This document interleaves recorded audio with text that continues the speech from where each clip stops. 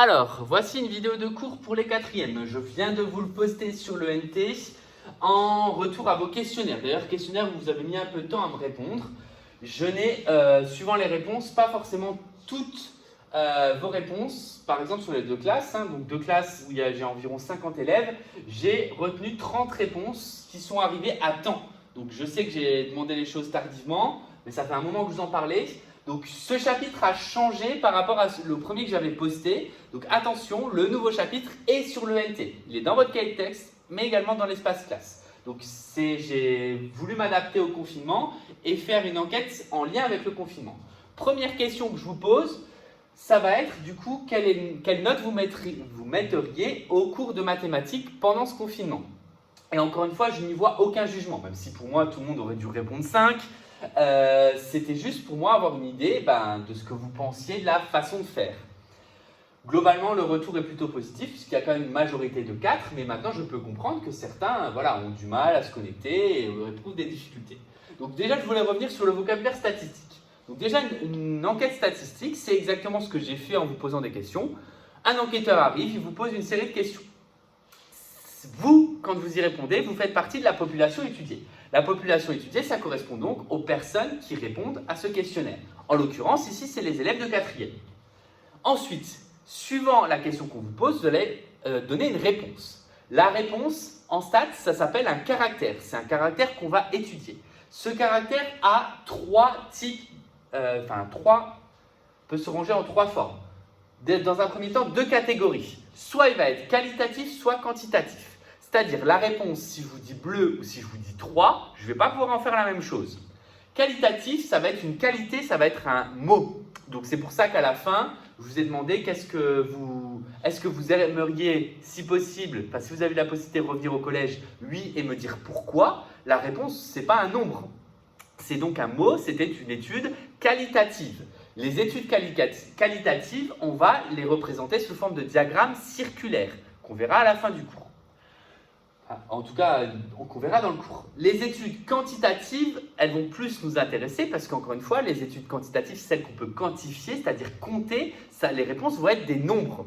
Ces nombres vont nous permettre de calculer des moyennes, des médianes, vont nous permettre de nous positionner et d'interpréter les choses autrement qu'à l'aide d'un graphique. Et donc, du coup, c'est ce qu'on va appeler un caractère quantitatif. Il va y avoir deux types de caractères quantitatifs. Soit discret, soit continu. Et là, pareil, vous n'avez pas vu forcément la différence, mais quand je vous demande de mettre une note de 0 à 5, c'est un caractère qui est discret. Parce que je vous ai demandé de répondre 0, 1, 2, 3, 4 ou 5. C'est-à-dire qu'entre les différents nombres, même s'il y avait des explications à côté, entre les différents nombres, il n'y avait pas de réponse intermédiaire. Entre 0 et 1, vous ne pouviez pas vous positionner. Le caractère quantitatif discret le plus classique, c'est si je vous avais posé la question banale, combien vous avez de chats?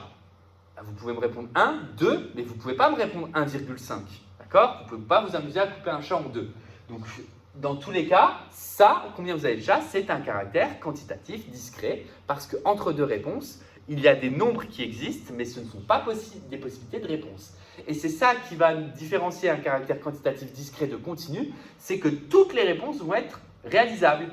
Et c'est ce qui s'est passé quand je vous ai posé la question combien de temps vous mettez par jour pour faire vos devoirs? Alors c'était devoirs, toute matière confondue. Et donc certains, vous pouviez me répondre 30 minutes et 36 secondes. D'accord? Donc là vraiment, l'intervalle de temps était illimité. Vous pouviez être aussi précis que possible.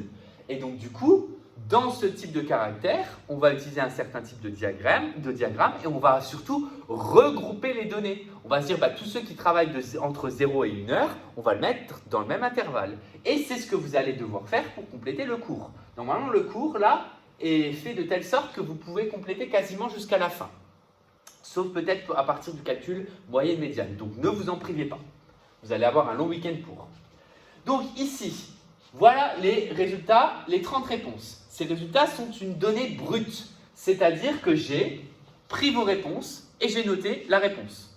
Elles ne sont pas rangées, rien du tout. Première chose qu'on fait, c'est qu'on ordonne un petit peu les choses. Et notamment, une des choses à faire, c'est de remplir ce qu'on appelle un tableau d'effectifs.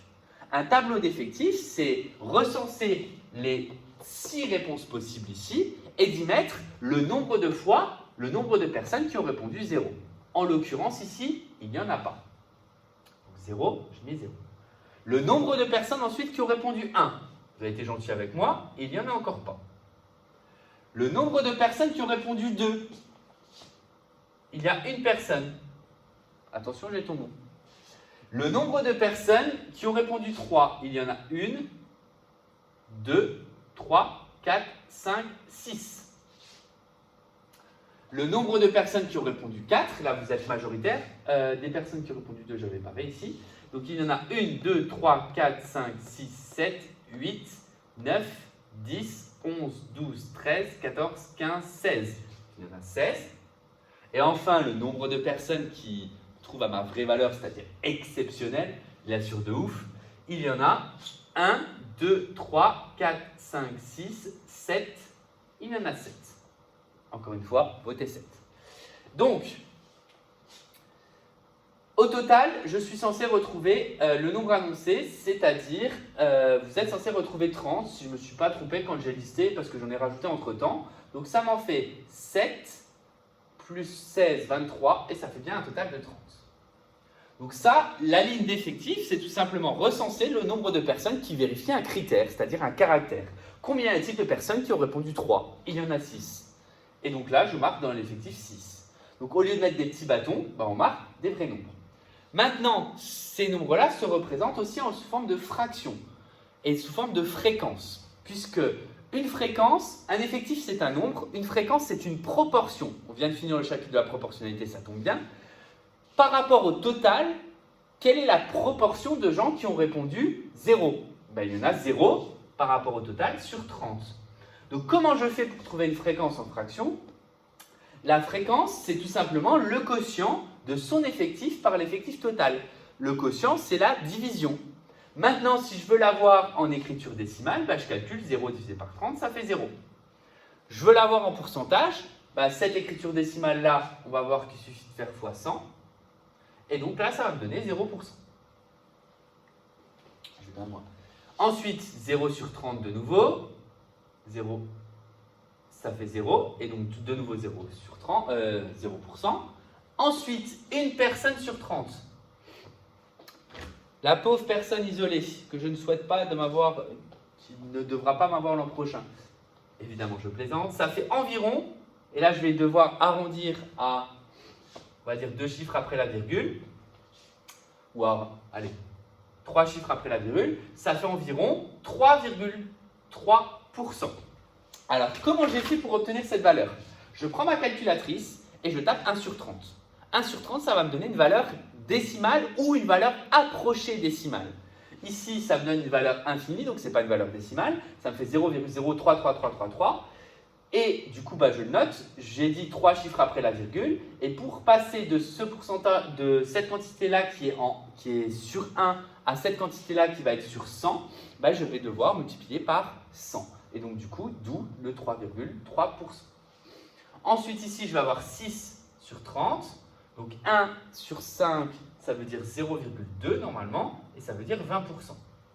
Si je ne me trompe pas, petite vérification du talent, je ne l'ai pas perdu, il est toujours là, donc c'est bien ça. Ensuite ici, je vais avoir 16 sur 30, donc 16 sur 30 c'est presque 50%, mais si je ne me trompe pas, et là c'est pareil, on va le tenter au talent, ça va donner 0,533. Normalement, vérification. Ouais, c'est bien ça. 0,533, c'est-à-dire 53,3%. Alors, comment j'ai fait? Je vais quand même expliquer un petit peu comment avoir le même talent que moi. J'ai dit 15 sur 30, ça serait 50%. Mais là, je ne suis pas à 15, je suis à 16. Or, je suis dans de la proportionnalité. Et moi, je veux 16 sur 30. Mais j'ai déjà calculé 1 sur 30. 1 sur 30, c'est 3. Alors, si on parle en pourcentage, c'est 3,3%. 3,3% plus 50%, ça va me retrouver à du 16 sur 30, c'est-à-dire à la quantité que je voulais, c'est-à-dire 53,3. Donc, comment j'ai fait pour obtenir le 16 là de tête? Je sais que 15 sur 30, c'est 50%. Et je sais que le 1 sur 30, c'est 3,3%. bah, par addition des deux, je vais obtenir 16 sur 30, parce que 15 sur 30 plus 1 sur 30, ça fait bien 16 sur 30. Donc là, c'est par linéarité de la proportionnalité, et parce que les stats, les tableaux d'effectifs, ce sont des tableaux de proportionnalité. Et enfin, ici, ça donnait 7, c'est ça? Bah, si on applique le même principe là, comment j'obtiens 7? En additionnant 1 et 6. Donc comment j'obtiens 7 le résultat? Ça va être en additionnant 3,3 et 20. Donc ça va donner 23,3%, c'est-à-dire 7 sur 30, c'est-à-dire 0,233. Au total ici, je vais obtenir 30 sur 30. Et donc, du coup, 30 sur 30, c'est censé obtenir 1. Or, si vous additionnez tout ça, vous allez trouver 0,999999. Pourquoi? Parce que ici, on est à chaque fois arrondi par défaut. Et donc, du coup, comme à chaque fois on arrondit par en dessous, bah, il va manquer un petit peu. Mais ce n'est pas grave. Le vrai résultat, c'est 1, c'est-à-dire 100% en termes de pourcentage. Donc, du coup, ici, on notera toujours 1 pour le total, on notera toujours 100% si c'est 100%. Et évidemment, 30 sur 30, on peut noter 1 aussi si on veut. Ce qu'il faut comprendre, c'est qu'on a un petit lien aussi avec les probabilités qu'on a vues, c'est que chaque fréquence, du coup, ça va être un nombre qui va être compris entre 0 et 1. Entre 0% si on le met en pourcentage et 100% si on le met aussi en pourcentage. Et que la somme, c'est comme la somme des probas, c'est toujours égal à 1, puisqu'on va additionner tous les cas possibles. Et donc, du coup, le nombre de consoles, ça j'ai dit, c'est un caractère quantitatif discret. Alors attention, ici, ce n'est pas le nombre de consoles, c'est le nombre, c'est la note, d'accord? J'ai oublié de rectifier ici, la remarque. Donc c'est la note qui est un caractère quantitatif discret. Voilà pour ce premier paragraphe sur les statistiques. Vous allez donc avoir des exercices où vous allez devoir recenser un petit peu les différentes réponses, remplir des tableaux d'effectifs, calculer des fréquences. Voilà, c'est une petite remise à niveau d'une chose que vous avez peut-être vue en 5e, mais si vous ne l'avez pas vue, bah voilà, vous la découvrez maintenant et elle n'a rien de compliqué.